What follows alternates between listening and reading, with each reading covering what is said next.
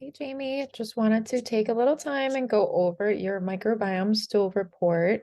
You can obviously let me know if you have any questions after this, but I'm also going to share a PDF of the entire kind of review just so you have that. I know this is a lot of pages, there's a lot to go through, so I kind of summarized it for you and we'll go over both. Okay, so we saw that there's a normal diversity, right? So there's definitely a little room for improvement, but overall pretty good. We're happy that there's not a very low quality diversity, which I have seen before. It's kind of average, and there's just a little, like we said, a little room for improvement. We can definitely work on that 7-day plant challenge. I don't think you did that yet, so that would be awesome to do within the next few weeks. Not sure if you have time to start tracking all that before the holidays. I know it's a little crazy, so maybe you could even do it right after Christmas and the holidays. So you let me know when you feel like maybe you can do that 7-day challenge to get those 30 plants in 1 week so we can kind of gauge where you're at with that. And that is one of the number one indicators of a healthy gut flora and having lots of diversity is a diverse diet with lots of different plant foods. So your gut age, 43, also really not bad. So we really want to kind of look deeper into the microbial diversity score. That was 45, which is also pretty good in that reference range of 44 to 57. It's a little bit on the lower side for normal, but still in that good range that we want it to be in. So again, room for improvement. We can work on some prebiotics, prebiotic support, especially because prebiotics are more important than probiotics for boosting your diversity. Okay, so let's point out some of these bacteria that were a little off and that kind of confirm our idea of dysbiosis of what's going on in the gut with an imbalance of good and bad bacteria.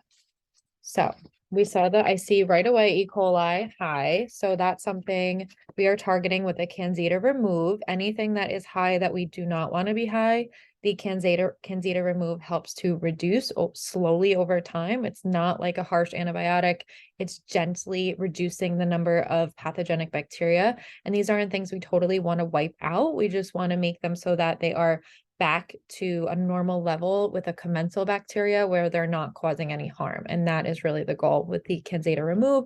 And you're feeling better with your constipation and we get inflammation lower. So when we reduce some of these pathogens, we reduce the bacterial endotoxins, right? Called LPS, those lipopolysaccharides. So when we reduce the bacteria, we reduce their bacterial byproducts that are negatively affecting our health. So we're targeting E. coli that is high. We're also targeting the Bacteroides intestinalis that is high, Morganella morgani. Those are ones that we want to reduce. We also see that, let me see any others that are high. I think those were the main ones that I felt were the ones that needed the most attention that were high. So the rest of them a lot of them are commensal. And then I'll talk about some of the ones that I saw that were low that we want to increase. Also here, just one more that was mildly elevated, Allostapes onder, I can't pronounce these, under donkey, definitely moderately elevated, it said. So we see that typically with higher levels of inflammation and dysbiosis. So that is one, again, we want to help bring down. We saw that there were many bacterial strains that were not detected, like lactobacilli and bifidobacterial strains. So we'll work on our prebiotics and supporting the probiotics in the gut as well with that megaspore. And I like using the spore-based probiotics like the megaspore to really just help get it deeper into the gut. There's a higher survivability in the stomach acid when you use a spore-based probiotic, and that's really, really good. So we did see that the Faecalibacterium prausnitzii was low, which we really want to increase this. So it's a probiotic that is a dominant species in healthy adults. And when we see a decline, it's associated with chronic inflammation. So we'll get that up through probiotics and prebiotics. We'll talk a little bit deeper about those. I saw that there was low Coprococcus comes and cactus. So these are good bacteria that actively ferment carbs. They produce butyric and acetic acid, which are those short chain fatty acids that we want to increase in the gut to reduce inflammation. So we want more of them. I also saw that Akkermansia was not detected in the stool, so it is must be pretty low. And that is a very important bacteria for our metabolism. And it's when it's higher or at healthy levels in the gut, we usually see this associated with a lower weight. So we'll work on this with increase in red colored foods. I talked a little bit about this in the balanced meal PowerPoint, but anything red like beets, raspberries, cherries, strawberries, Swiss chard stems, pomegranate seeds, all these things will increase that Akkermansia, which is really, really good bacteria for the gut. And it helps to, when these increase, these good bacteria increase, that also is a way to help reduce those bad guys and kind of outgrow them.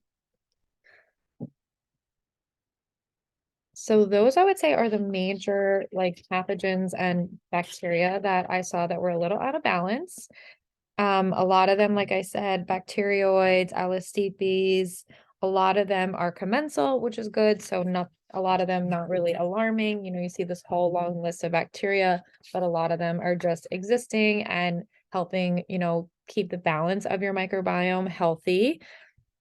I saw C. diff was there, which is Clostridioides difficile, which we usually see in a hospital infection where you have very loose stools, but that is at medium, so that's good. You know, even if it's at medium, we can kind of use that Kinsey remove to get that down a little bit. We want that to be pretty low. But yeah, those are the main points to note about the bacterial profile. And like I said before about the bifido and lactobacilli strains, lots of them were not detected. So we're going to use the megaspore as well as some prebiotics. I definitely recommend starting to increase some fermented foods if you can, like anything like sauerkraut, for pickled vegetables, kimchi, miso, all these things. With probiotics, these fermented products, sourdough, are really great for improving the microbiome diversity in the gut. And again, using that Candida remove, we can use even store-bought prebiotic powders like acacia fiber and psyllium husk. So I can send you links for these. And then I'll be sharing with you a prebiotic and probiotic foods list, which is right here. So you have all these wide range of different foods that you could try. You can aim to increase these on your 7-day plant challenge. I have psyllium and acacia fiber linked here, as well as polyphenols, which are really good for promoting those good gut bacteria. So let me know if you need ideas with incorporating some of these, but a lot of them are pretty straightforward. I think it's just getting into the habit of widening the variety here. And then I'm also linking a supplement called Fiber Mend, which is a partially hydrolyzed guar gum, which is an option. It definitely, you can use these store-bought ones or Amazon ones that are cheaper for now. You could use this later on. It's just really great for motility and feeding good gut bacteria. It's also really great for increasing lactobacilli and bifidobacteria. So this is by Thorne. It's just a high quality prebiotic that I like to use. And for someone like you with the amount of constipation you're having, this could definitely be very beneficial.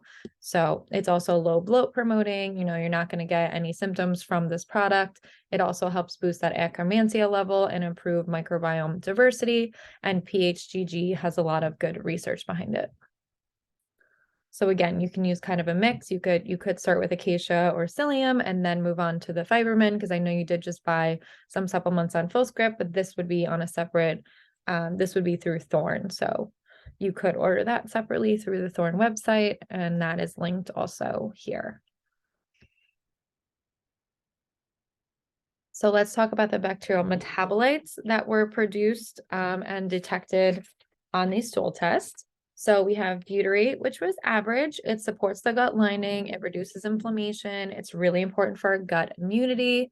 So I just wanted to show you, I have a little bit of notes about butyrate here. And, you know, there's always a little room for improvement, but, you know, ultimately it's pretty good. It's that short chain fatty acid that's really good for reducing inflammations in the intestines as well as systemically. We know that you have some history of systemic inflammation with Hashimoto's history and with the autoimmune arthritis. So we really want to work on getting this butyrate level up as well as the other short chain fatty acids. So it also helps absorb electrolytes. It helps regulate our colonic motility, which is really important for you right now with the constipation. It's really important for serotonin production, which affects our motility and our mood and our brain health. It affects our weight because it affects metabolites that control appetite, and it affects how calories are absorbed and stored in the body because it affects our fat metabolism. So these are just some more foods to increase butyrate, like kiwi, almonds, almond butter, organic corn, organic oats. I usually recommend those two, and soy. These last three, especially organic, because they are heavily pesticide laden, especially in just the US with the amount of corn, oats, and soy are produced. Oats also have a lot of glyphosate, which is that Roundup pesticide. So I usually recommend organic oats if you can find them. So just going back to that list of our metabolites, propionate, again, average, that's also a short chain fatty acid that we want to work on increasing through prebiotics and increase in dietary fiber.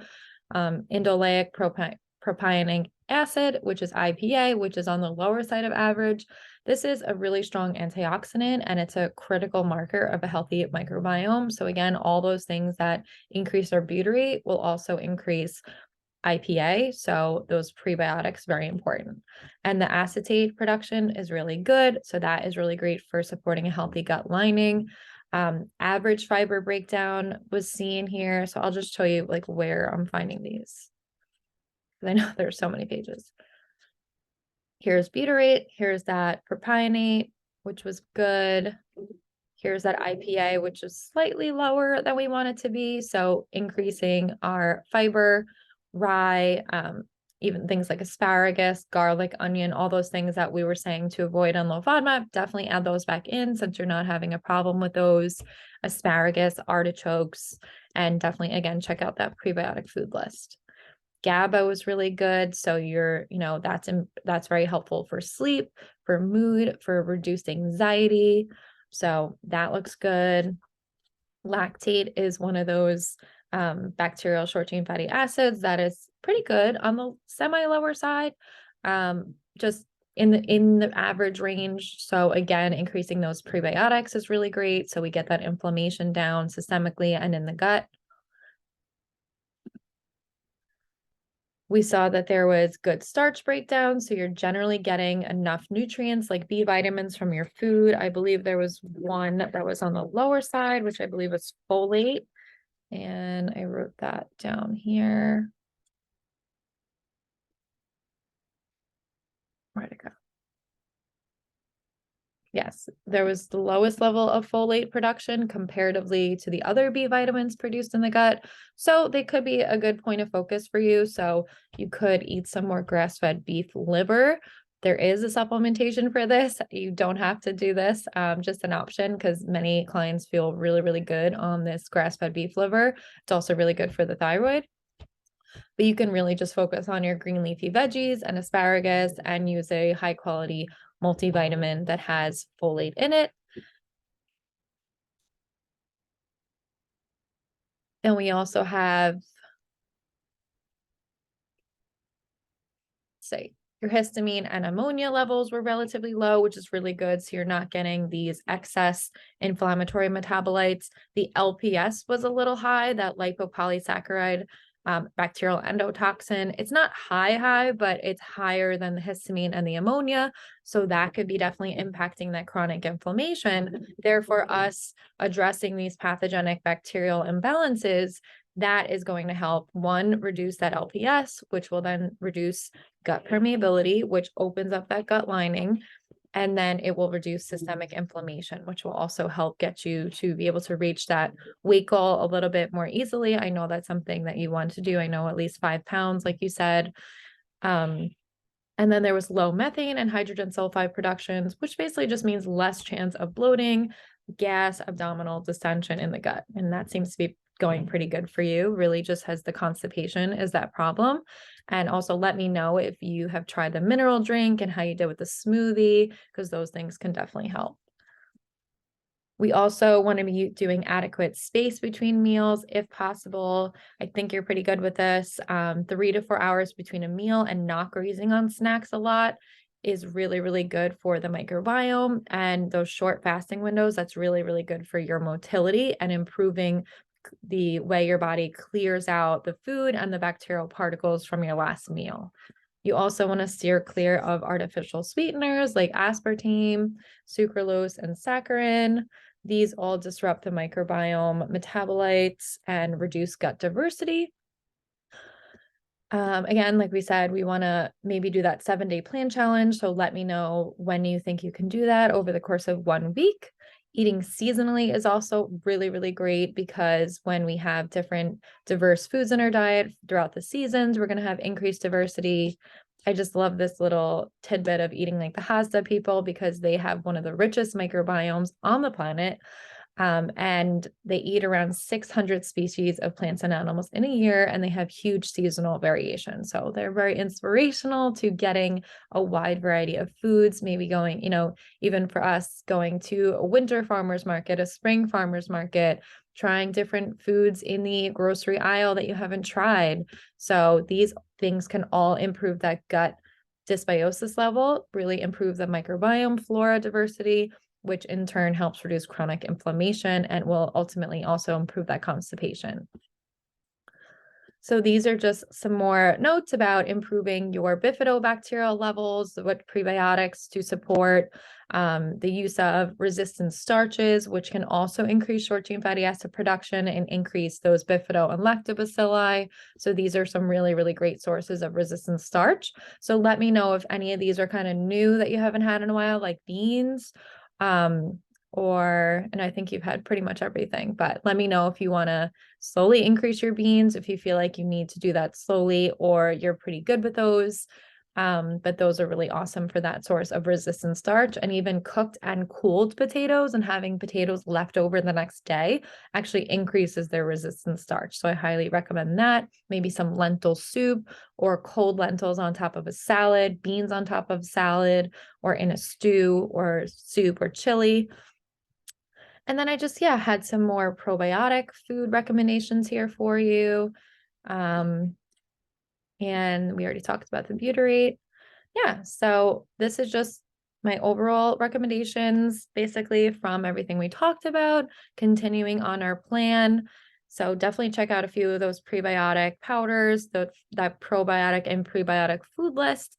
And then let me know if you've watched that gut permeability PowerPoint, and we can increase some foods that are high quercetin that helps reduce the space between the gut lining, increasing high polyphenol foods. And then there's some optional things we can add in as well from the gut permeability PowerPoint. So let me know when you watch that, and we could obviously do this gradually. I know you just put in a full script order, so you can let me know where you're at. Let me know if you have any questions, but I hope this was helpful to kind of clarify the reasoning behind the plan with the antimicrobials and solidifies why we've been doing what we're doing. So let me know again if you have any questions, and I will talk to you soon, Jamie.